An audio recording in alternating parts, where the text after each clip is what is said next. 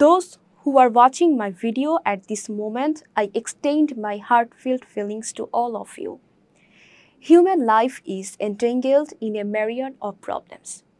From individuals to the entire world, we are struggling with formidable challenges. At this moment, at least 67 countries on earth are experiencing war, civil conflict, terrorist attack, communal rights, minority persecution, and fighting against the international criminal network and so on. Ukraine, Russia, Israel, the United States, and NATO member countries, like powerful nations, have engaged in conflicts against each other. Every day, people around the world are being injured, displaced, and thousands are losing their lives.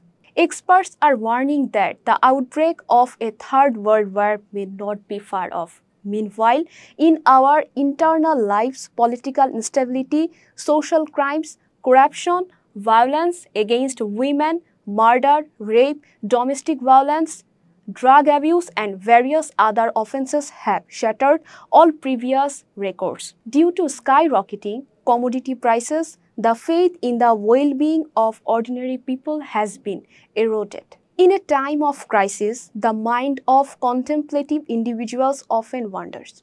People believe that this situation is our destiny and there will be no solution. Better days will not come. Now we can only count the final moments of destruction. At such a time, we say with hope that this is not the end yet. It is still possible to return from the brink of destruction.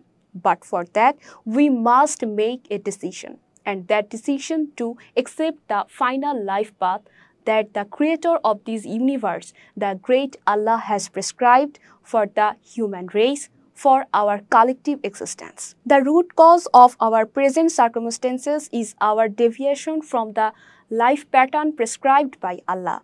We have constructed our social, political, administrative, judicial, national, and international life based on the Western civilization's life pattern. The ongoing unrest and bloodshed are primarily the result of following this flawed way of life.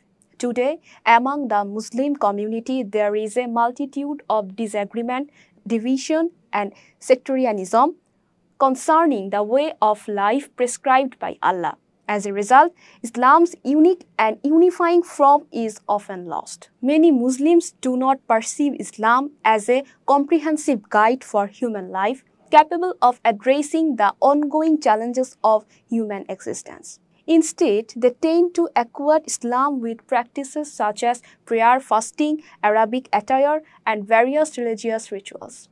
Through these practices, they seek to attain Allah's approval, hoping to enter Jannah in the hereafter.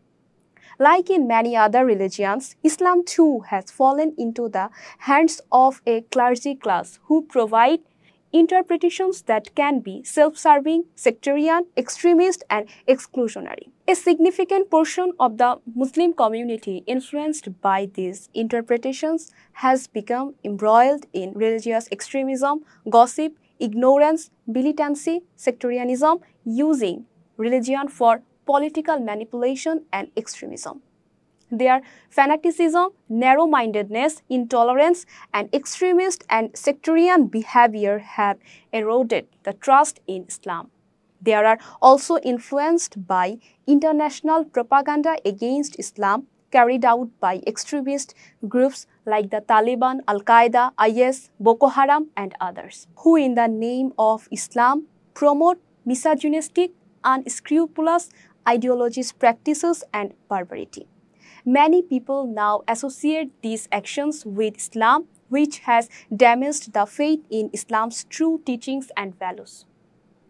Our governments are making efforts to combat extremists in the name of religion by imposing strict laws and regulations.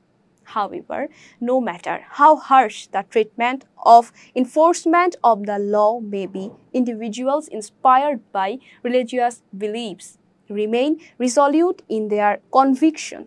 That's why in our predominant Muslim majority countries, there is a need for the proper dissemination of Islamic teachings, values, and history.